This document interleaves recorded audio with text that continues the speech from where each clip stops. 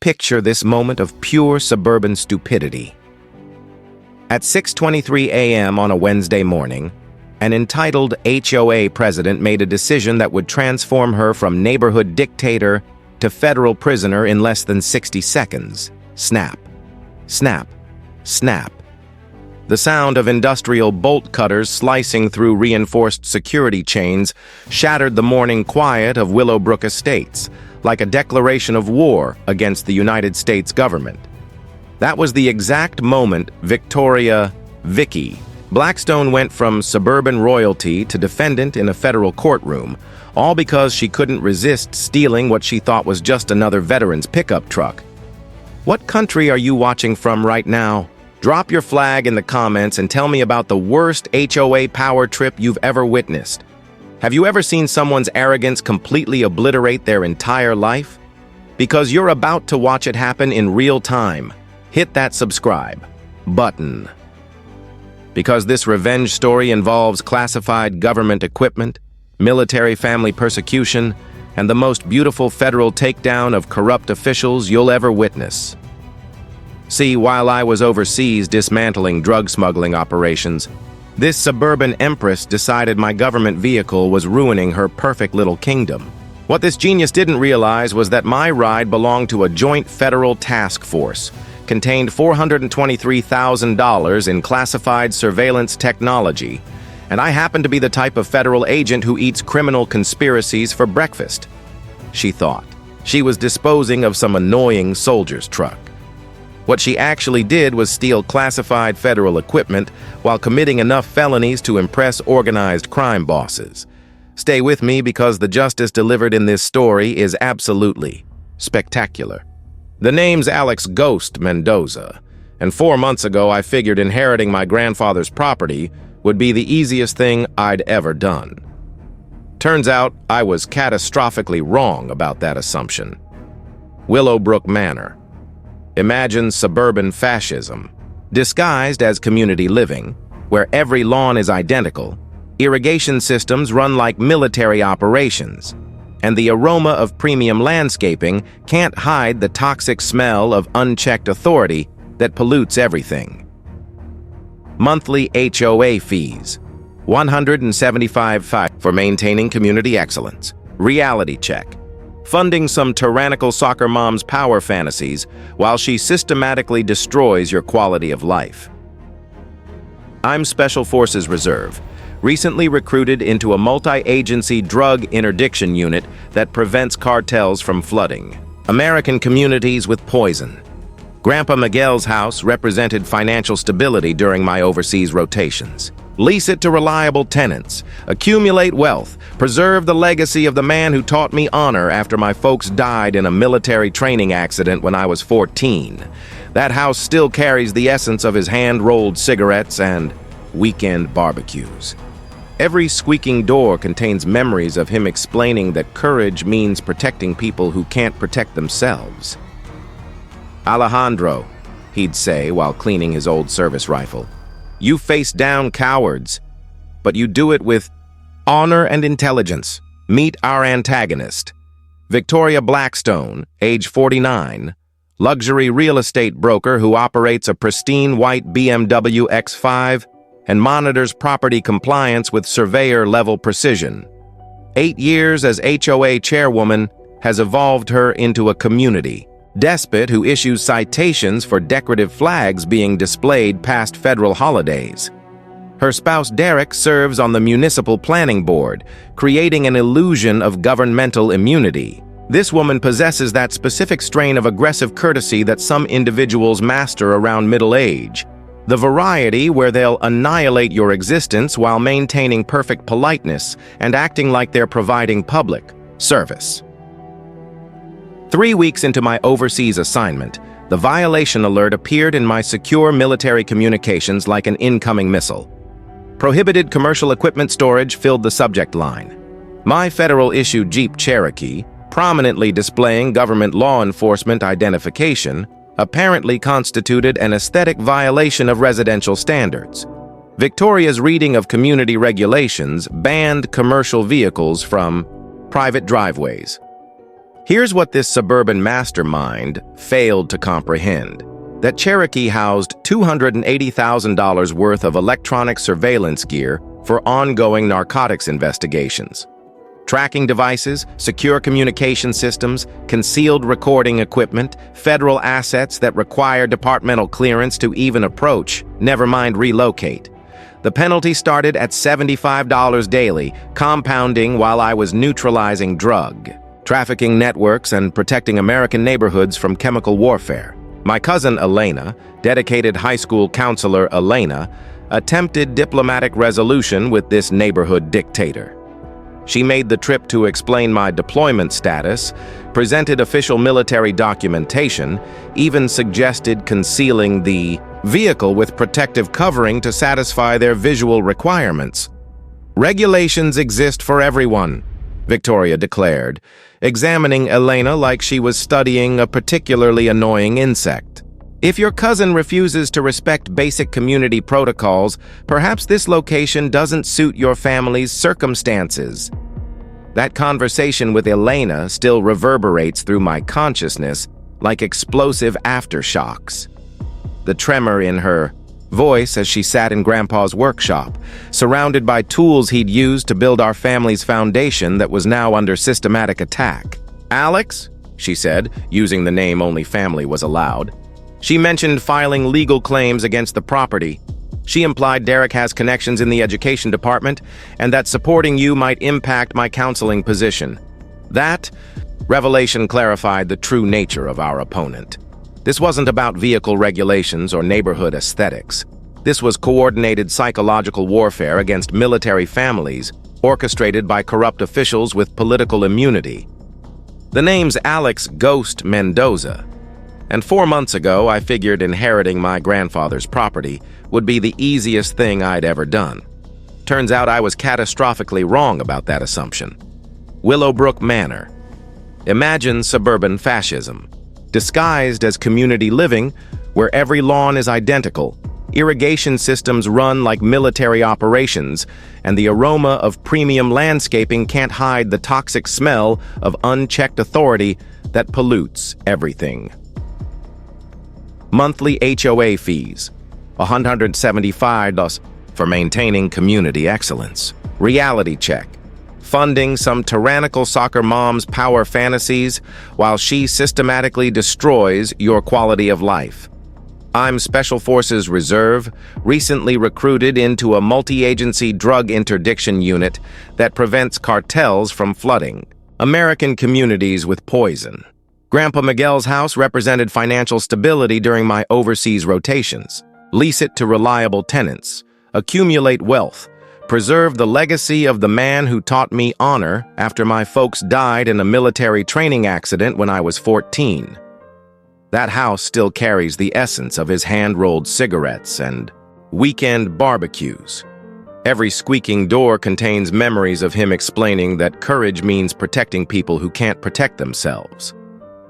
"Alejandro," he'd say while cleaning his old service rifle, "you face down cowards, but you do it with honor and intelligence." Meet our antagonist, Victoria Blackstone, age 49, luxury real estate broker who operates a pristine white BMW X5 and monitors property compliance with surveyor-level precision. 8 years as HOA chairwoman has evolved her into a community despot who issues citations for decorative flags being displayed past federal holidays. Her spouse Derek serves on the municipal planning board, creating an illusion of governmental immunity. This woman possesses that specific strain of aggressive courtesy that some individuals master around middle age. The variety where they'll annihilate your existence while maintaining perfect politeness and acting like they're providing public service. 3 weeks into my overseas assignment, the violation alert appeared in my secure military communications like an incoming missile. Prohibited commercial equipment storage filled the subject line. My federal-issue Jeep Cherokee, prominently displaying government law enforcement identification, apparently constituted an aesthetic violation of residential standards. Victoria's reading of community regulations banned commercial vehicles from private driveways. Here's what this suburban mastermind failed to comprehend: that Cherokee housed $280,000 worth of electronic surveillance gear for ongoing narcotics investigations. Tracking devices, secure communication systems, concealed recording equipment, federal assets that require departmental clearance to even approach, never mind relocate. The penalty started at $75 daily, compounding while I was neutralizing drug, trafficking networks, and protecting American neighborhoods from chemical warfare. My cousin Elena, dedicated high school counselor Elena, attempted diplomatic resolution with this neighborhood dictator. She made the trip to explain my deployment status, presented official military documentation, even suggested concealing the vehicle with protective covering to satisfy their visual requirements. "Regulations exist for everyone," Victoria declared, examining Elena like she was studying a particularly annoying insect. "If your cousin refuses to respect basic community protocols, perhaps this location doesn't suit your family's circumstances." That conversation with Elena still reverberates through my consciousness like explosive aftershocks. The tremor in her voice as she sat in Grandpa's workshop, surrounded by tools he'd used to build our family's foundation that was now under systematic attack. The pattern that exposed the conspiracy. Elena uncovered the systematic targeting through her counselors, training in recognizing behavioral patterns. The Patterson family, he's an Air Force mechanic, received harassment about his motorcycle generating excessive noise during normal maintenance hours. Lisa Chang, Navy spouse with a deployed husband, faced penalties for garden decorations being classified as unprofessional displays. Every military household in Willowbrook was experiencing identical treatment, but Elena's discovery revealed something far more sinister. She examined the original HOA charter documents that Grandpa had preserved in his filing cabinet, signed when he purchased the property in 1986. Government vehicles enjoyed explicit protection under federal compliance requirements. Victoria was manufacturing violations, depending on residents being too intimidated or uninformed to verify her claims. The community existed in constant anxiety. Neighbors communicated in whispers, but wouldn't challenge her authority publicly. Victoria had established an environment where questioning her decisions meant becoming her next victim. Derek's political connections made resistance appear hopeless. That's when I understood the true scope of their operation. This wasn't random neighborhood tyranny. This was systematic discrimination against service members, protected by municipal corruption, the taste of desert sand mixed with rage during that secure phone call with Elena. The diesel fumes and combat stress seemed to transmit through the satellite connection, the echo of Grandpa's voice in my memory. Face down, cowards with honor and intelligence. While I was overseas preventing narcotics from destroying American families, some suburban princess believed she could eliminate my heritage through fabricated penalties and intimidation campaigns. Victoria Blackstone had just initiated hostilities with the wrong federal operative. She assumed she was confronting some defenseless military family. What she failed to realize was that I specialized in dismantling criminal enterprises, and her little HOA protection racket was about to become my next assignment, Alex, she said, using the name only family was allowed. She mentioned filing legal claims against the property. She implied Derek has connections in the education department and that supporting you might impact my counseling position. That revelation clarified the true nature of our opponent. This wasn't about vehicle regulations or neighborhood aesthetics. This was coordinated psychological warfare against military families, orchestrated by corrupt officials with political immunity. The federal response that changed the game. Victoria's escalation came through certified mail demanding immediate vehicle removal within 48 hours or emergency confiscation procedures would commence. Not 72 hours or 1 week, 48 hours. This woman was attempting to steal classified federal equipment while I was deployed in active combat operations. The correspondence was carbon copied to Derek's planning office and local law enforcement, citing urgent community safety violations and immediate neighborhood degradation risks. Complete fabrication, but presented on official letterhead with legal terminology designed to terrorize. Elena contacted me from Grandpa's kitchen, and I could detect the fear contaminating her usually steady voice.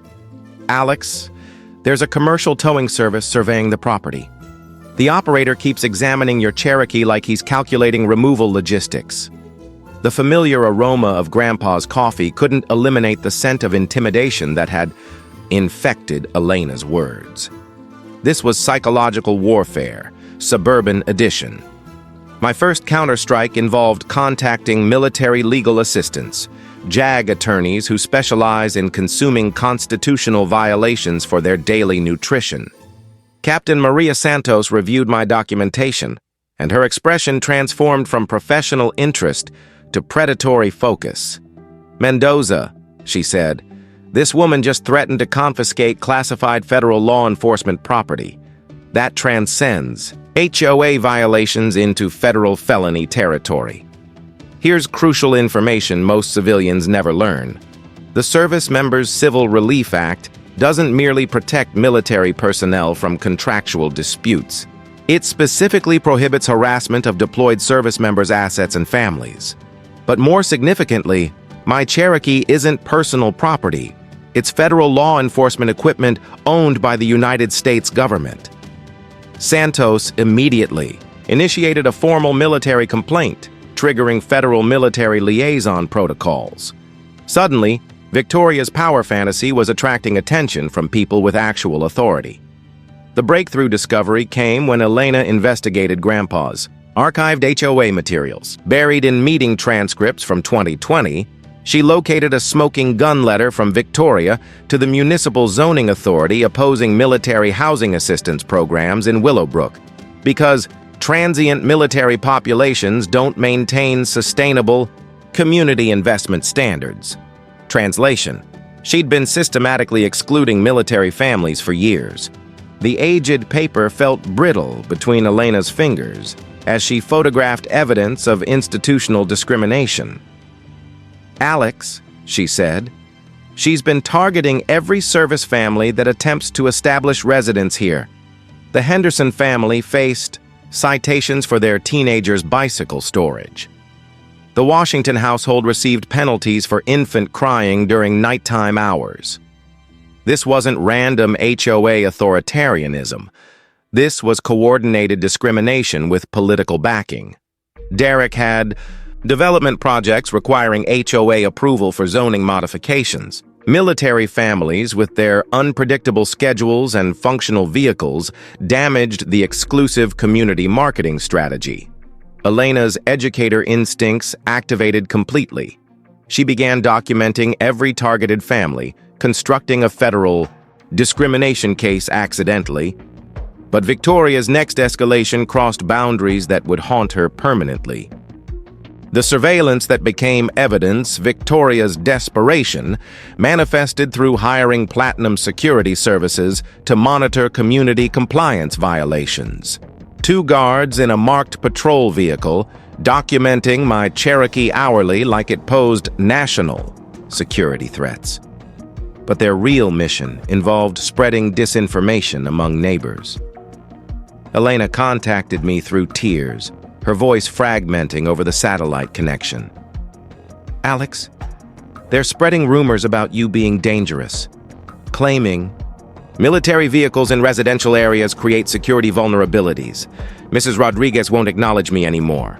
The sound of Elena's emotional breakdown, combined with desert wind through my communications equipment, created something cold and calculating in my chest. These criminals were destroying my family's reputation while I couldn't physically defend them.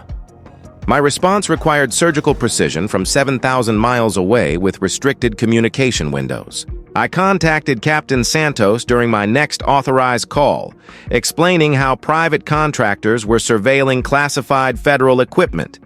Her reaction exceeded my expectations. "Mendoza, this creates complications. Aggressive federal response might validate their claims about your vehicle being hazardous. We need them to destroy themselves." The revelation came through remotely accessing my Cherokee's security systems. Federal task force vehicles contain more surveillance technology than most police stations. Motion detectors, thermal cameras, GPS monitoring, and automatic photography of anyone approaching within 20 feet. The footage revealed something that made my blood pressure spike dangerously.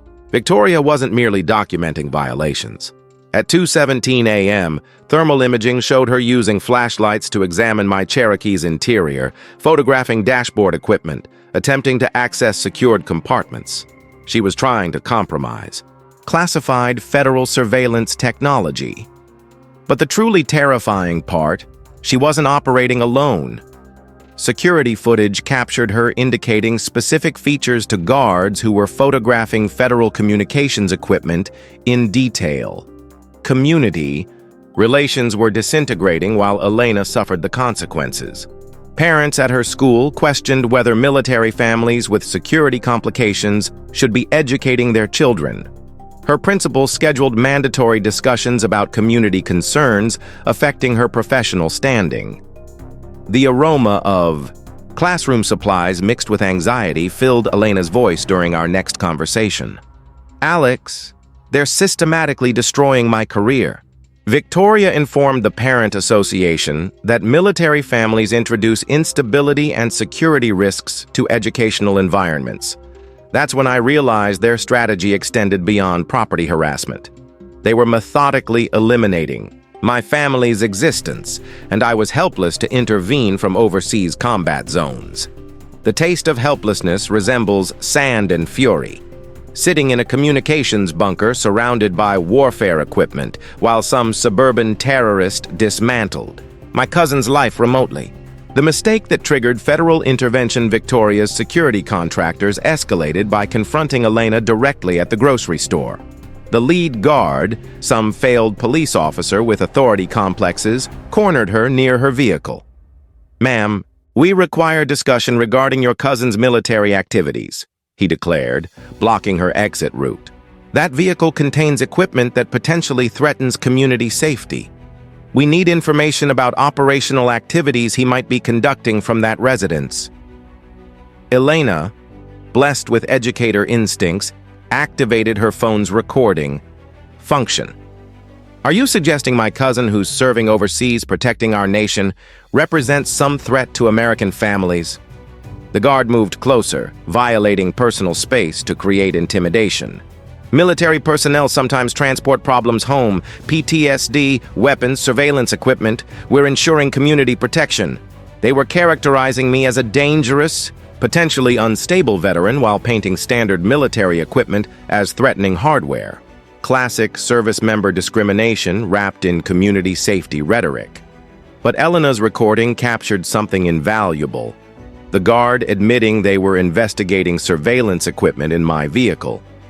That statement became evidence in a federal espionage investigation. My counterstrike utilized channels Victoria never anticipated. Captain Santos contacted Platinum Security's Federal Licensing Authority, informing them their contractors were conducting unauthorized surveillance of classified government equipment. Those guards disappeared immediately, but their security company now faced federal investigation for potential espionage activities. Victoria's response to losing her enforcement arm was pure panic dressed as emergency action. She filed complaints with every agency imaginable: police, fire department, code, enforcement, even animal control, claiming my vehicle posed environmental hazards. Each fabricated report created documentation of her obsession with federal property. The conflict was escalating beyond personal harassment into federal investigation territory, but I remained trapped overseas while my family absorbed casualties.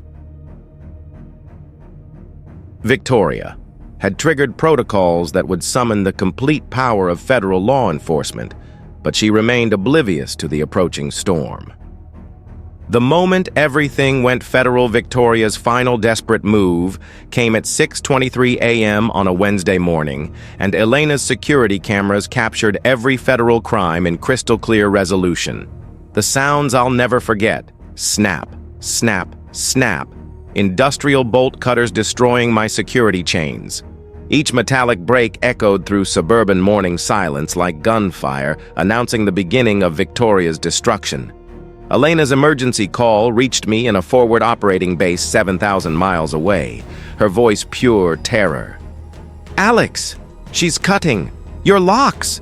She has bolt cutters and a towing company, and she's stealing your Cherokee right now." Through Elena's phone camera, I witnessed Victoria Blackstone commit multiple federal felonies in real time. Hair disheveled, wearing a designer tracksuit, she'd hired Budget Billy's towing with cash payment, no documentation, frantically directing them to load classified federal law enforcement property. The tow truck operator examined the federal task, forced decals, and began retreating like the vehicle contained radioactive materials. "Lady, this is government property with federal identification. I'm not touching this for any amount of money." "It's abandoned equipment," Victoria screamed, her voice cracking with hysteria. "I'm HOA chairwoman with legal authority to remove community violations." That statement, captured on multiple security cameras, became exhibit number 1 in federal theft proceedings. My response was immediate and devastating. I contacted Captain Santos through emergency protocols, triggering procedures for theft of federal law enforcement equipment. Within minutes, federal marshals were dispatched with emergency authorization to my grandfather's address. But here's the beautiful twist. My Cherokee's concealed GPS tracker and remote security systems were documenting everything automatically. Federal task force vehicles contain kill switches, monitoring devices, and cameras that activate when unauthorized movement is detected. The moment Victoria destroyed my security chain, she triggered federal alert systems that pinged Homeland, security databases across multiple states. Elena continued recording when Victoria made her catastrophic error. After the tow truck operator fled, abandoning tire marks in his desperate escape, she replaced the community gate locks, effectively trapping my federal vehicle and blocking law enforcement access. If he wants his precious military truck returned, he can follow proper HOA procedures, she shrieked at Elena, brandishing the new keys like some demented suburban warlord. "Military service doesn't exempt him from community standards." The texture of helpless rage pulsed through my veins as I watched this entitled suburbanite steal federal property while my cousin documented her complete mental breakdown. Here's your knowledge bomb. Federal task force vehicles contain automatic tracking and alert systems that activate during unauthorized interference. Cutting locks or attempting relocation triggers Homeland Security protocols, GPS monitoring, and federal response teams. This isn't local crime. It's theft of classified government equipment with potential terrorism enhancements. Takeaway: stealing. Federal law enforcement vehicles triggers automatic national security alerts and federal task force response. It's not theft, it's potential domestic terrorism. The community uprising began when Mrs. Chen witnessed Victoria's public breakdown from her kitchen window. This elderly woman, who'd survived economic depression and buried 3 military sons, wasn't about to watch some HOA tyrant terrorize a deployed soldier's family. She contacted every neighbor, every veteran in Willowbrook, every decent person who'd been silently enduring Victoria's reign of suburban terror. By noon, Grandpa's house was surrounded by protective neighbors forming human barriers around federal property. "This ends today," declared Robert Martinez, 74-year-old Korean War veteran whose grandson had completed 2 tours in Iraq. "You want that boy's vehicle? You go through 40 American veterans first." Elena's voice carried new strength. When she contacted me again, supported by community solidarity that made my throat tight with gratitude. "Alex, you need to see this." The entire neighborhood responded. Mr. Martinez brought his flag. Mrs. Park is providing coffee for everyone. They're not leaving. But Victoria's reaction to community resistance was pure suburban fascism amplified to maximum intensity. The federal response that ended everything. Victoria filed emergency complaints with every government agency in existence, police claiming veterans were forming armed militias, fire department alleging explosive hazards from military equipment. code enforcement fabricating violations about unauthorized assemblies, even animal control claiming service dogs were attack animals. Each false report constituted another federal crime. Filing false statements about military personnel and federal property carries severe penalties under multiple statutes. The breaking point arrived when federal marshals reached Willowbrook Estates and discovered Victoria had secured the community gate, preventing federal agents from accessing their stolen property. That's obstruction of federal justice with terrorism enhancements. Marshal Jennifer Torres, a no-compromise federal agent who'd arrested cartel leaders and domestic terrorists, examined the locked gate, and her expression shifted from professional courtesy to predatory intensity. "Ma'am, you've obstructed federal agents investigating theft of government property. Open this gate immediately or face additional federal charges." Victoria's response sealed her destiny permanently. "I don't recognize federal authority over private HOA property. You people have no jurisdiction in my community." She'd just declared independence from the United States government while wearing designer athletic wear. Game over. I landed stateside 72 hours later, still tasting desert sand and adrenaline, to find Elena sitting in Grandpa's workshop surrounded by enough evidence to prosecute a small war. But the scent that struck me first wasn't Grandpa's familiar cigarettes or coffee. It was the aroma of desperation and fear that had contaminated these walls while I was absent. "Alex, you need to examine this before the federal agents arrive," Elena said, her hands trembling as she distributed documents across Grandpa's workbench. "I discovered something that changes everything. The manila folders contained 5 years of HOA financial records, meeting minutes, and correspondence that Elena had acquired through her educator's network of community connections. But buried in the documentation was a contract that made my blood freeze. An agreement between Blackstone Development Holdings and Metropolitan Property Corporation dated 8 months before I inherited Grandpa's house. The subject line read, "Willowbrook Estates Acquisition Strategy, Phase 3 Implementation."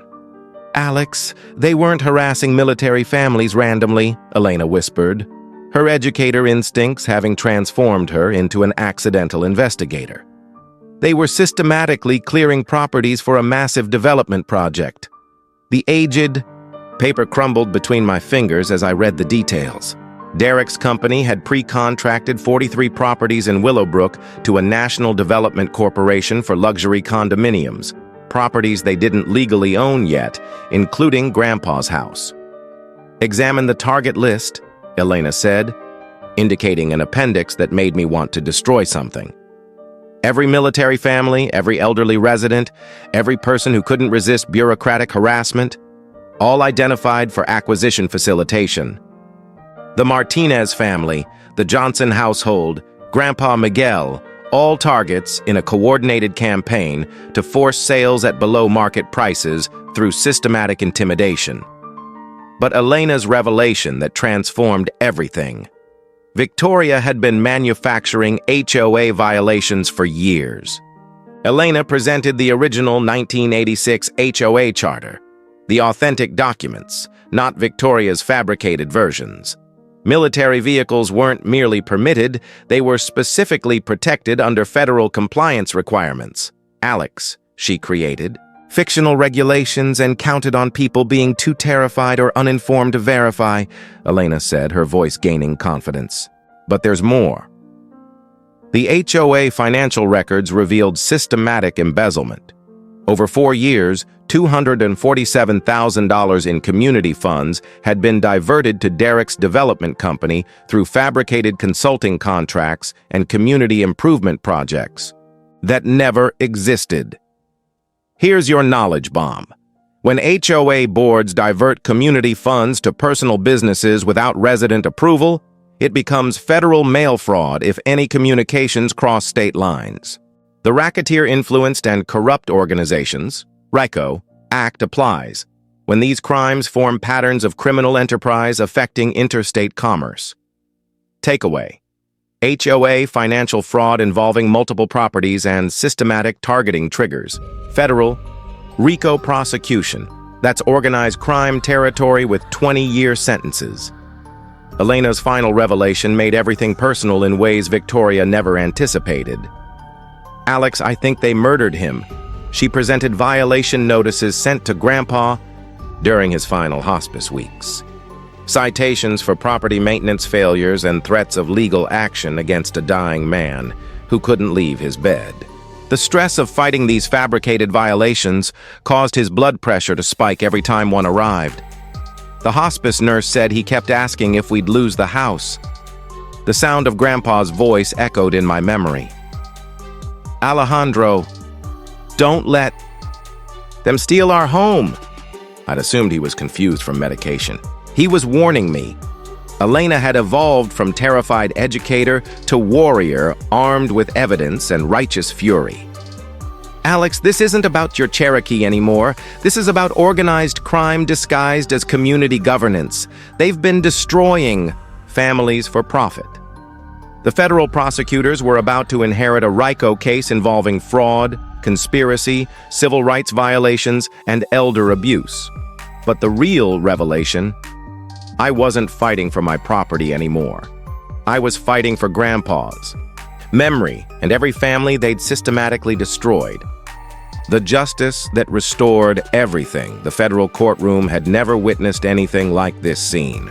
Packed beyond capacity with federal agents lining walls, news cameras from 8 stations, and military families from across 4 states who'd traveled to witness suburban justice delivered with federal precision. The aroma of righteous fury mixed with courthouse coffee and the electric tension of federal law enforcement preparing to demonstrate why stealing government property was a catastrophically poor decision. Congressional representatives occupied front-row seats, documenting proceedings for upcoming hearings on military family discrimination nationwide. Victoria arrived in her pristine Lexus to face a gauntlet of protesters holding signs reading, "Military families deserve respect," and "Prosecute HOA terrorism." The sound of her designer heels clicking across asphalt was overwhelmed by veterans chanting, "Thank you for your service," directed at Elena, not her. She entered like a deposed dictator making final appearances, Derek shuffling behind with the defeated posture of someone facing federal prison. Elena approached the podium first. No longer the frightened educator being bullied by suburban tyrants, she'd evolved into something powerful, a national advocate whose voice carried the authority of federal backing and congressional attention. For 6 years, these people used their positions to wage war against military families, Elena began, her words amplifying through speakers broadcasting live across social media platforms. They fabricated regulations, embezzled funds, and coordinated discrimination campaigns that violated every principle this nation represents. Thunder erupted through the courtroom as applause shook the windows. Federal prosecutor Rebecca Martinez stepped forward with evidence boxes representing months of investigation into what she termed organized suburban crime. The United States government has compiled overwhelming evidence of criminal conspiracy involving federal property theft, civil rights violations, witness intimidation, embezzlement, and obstruction of justice, she announced, each charge striking like judicial sledgehammers. Robert Martinez spoke for the veteran community, his Korean War voice trembling with emotion. "My grandson served 4 tours protecting this country's freedom. These people thought they could desecrate that sacrifice for personal profit. Today they discover they were wrong. But the defining moment belonged to me." I approached the podium feeling Grandpa's presence, his voice echoing in my memory. "Face. Down, cowards with honor and intelligence." Victoria Blackstone thought she was cutting locks on some soldier's personal vehicle, I said, my voice penetrating absolute silence. What she actually did was interfere with an active federal narcotics operation, compromise classified surveillance equipment, and steal property belonging to the United States government. The collective gasp that filled the courtroom sounded like air being evacuated from the building. That Cherokee contained surveillance equipment worth $423,000, and evidence from ongoing cartel investigations spanning 6 states. When she destroyed those locks at dawn, she didn't just commit theft, she compromised national security operations that keep narcotics off American streets and protect American families. Victoria's face transformed to the color of old concrete, as the true magnitude of her federal stupidity became clear. But her real crime wasn't stealing my vehicle, I continued, feeling years of rage crystallizing into something cold and judicial. Her real crime was waging systematic warfare against military families, using government corruption to steal from communities that trusted her and believing that suburban entitlement superseded federal law. The crowd exploded into standing ovation, shouts of "Lock her up," mixing with "Justice for our heroes."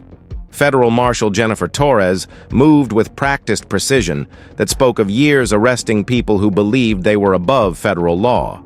"Victoria Blackstone, you're under arrest for theft of federal law enforcement property, conspiracy to violate civil rights, embezzlement of community funds, witness intimidation, and obstruction of federal justice."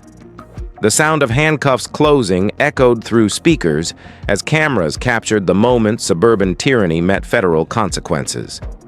Derek attempted fleeing through the rear exit like the coward he'd always been, but encountered federal agents who'd anticipated exactly that maneuver. The taste of victory exceeded every memory of Grandpa's workshop, mixed with satisfaction of watching bullies discover that federal law doesn't negotiate. The victory that changed America. 18 months later, I stood in Grandpa's workshop reading the final sentencing documents, and I could almost hear his voice saying, "Justice served with honor, Alejandro. Victoria received 9 years in federal prison with no parole eligibility, plus $847,000 in restitution to affected families." The federal judge's words became legendary in legal circles. "Your systematic harassment of military families represents domestic terrorism disguised as community governance. This court will not tolerate suburban tyranny." Derek received 7 years plus lifetime prohibition from public office.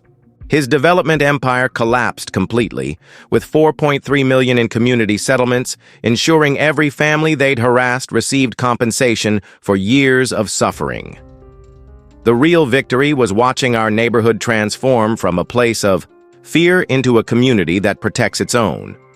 Elena revolutionized HOA governance as democratically elected president, implementing bylaws that became the national model for military family protection. The aroma of fresh hope replaced the stale air of corruption as she unveiled the Willowbrook Military Family Bill of Rights, federal protections written into community law. The Victoria Memorial Park sits where her house once stood, seized through federal asset forfeiture and transformed by community vote. Children now play on swings where suburban tyranny once lived, their laughter echoing across grass that grows freely without regulatory measurements. The Mendoza Foundation for Military Family Rights became Elena's mission. She left education to help families nationwide fight HOA discrimination, using our case as the blueprint for federal civil rights prosecution. Grandpa's house evolved into headquarters for military family advocacy. The workshop where he taught me about facing cowards now hosts strategy sessions with congressional staffers, constitutional lawyers, and families fighting their own suburban wars. The practical impact exceeded every hope. Congressional legislation now requires HOA financial transparency and protects military families from systematic harassment. The Ghost Mendoza Act provides federal oversight of community governance with criminal penalties for discrimination against service members. Here's your knowledge bomb that most people never learn. Military personnel have constitutional protections that override local ordinances. HOA boards can be recalled through resident petitions, requiring only 25% of homeowners. Federal law treats systematic discrimination as organized crime, punishable by decades in prison. Takeaway: military families have federal rights that no HOA can override. And communities have power to remove corrupt boards when they organize together. The National HOA Corruption Database documented over 600 similar cases since our story went viral, triggering federal investigations that protected thousands of military families from suburban terrorism. Property values in Willowbrook increased 37% after corruption elimination, proving that justice is profitable and ethical governance attracts quality residents. Elena found happiness with Captain Santos's brother Michael, a Marine veteran who moved to Willowbrook because our story proved military families could win against corruption. Their wedding reception filled the community center where we'd watched federal justice delivered live. I found my own peace with Maria Torres, the federal marshal who'd helped build our case. She transferred to local operations, and we purchased the house adjacent to Grandpa's. Waking up every morning in the neighborhood we fought to protect feels like victory served daily. The call to action that changes everything. Listen up, patriots. If you're fighting HOA overreach, military discrimination, or bureaucratic corruption, this story proves you can win. Document everything, find allies, and remember, federal law protects those who serve this nation. Smash that subscribe button if this story inspired you. We're building an army of people who refuse to let corrupt officials steamroll military families. Destroy that like button if you believe corrupt HOAs should face the full force of federal justice. Tell me in the comments, what's your worst HOA horror story? Which country are you fighting these battles from? Your stories fuel the next video, and I personally read every single comment. Share this video with anyone dealing with property disputes, veteran discrimination, or community corruption. Knowledge is power, and together we're unstoppable. Coming up next, the suburban mom who used building codes to shut down the mayor's illegal casino operation during his campaign fundraiser. That's a story about a different kind of justice and how one architect brought down municipal corruption. Remember, your voice matters, your service matters, your rights matter, and your community matters. Justice finds a way, federal law finds a way, and military families who fight together win together. Willowbrook flows free, y'all. And thanks to viewers like you sharing these stories, corrupt HOAs across America are learning they can't steal from veterans and escape federal consequences. Hit subscribe, because every subscription